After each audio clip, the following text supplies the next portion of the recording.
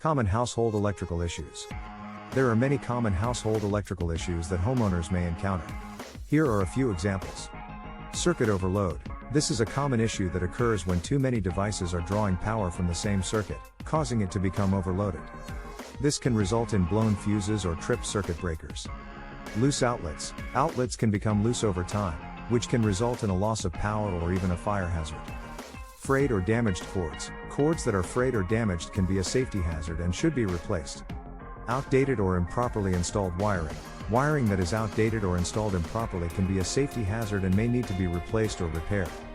Electrical surges. Electrical surges can occur due to lightning strikes, power grid issues, or other causes. And they can damage electrical devices and appliances.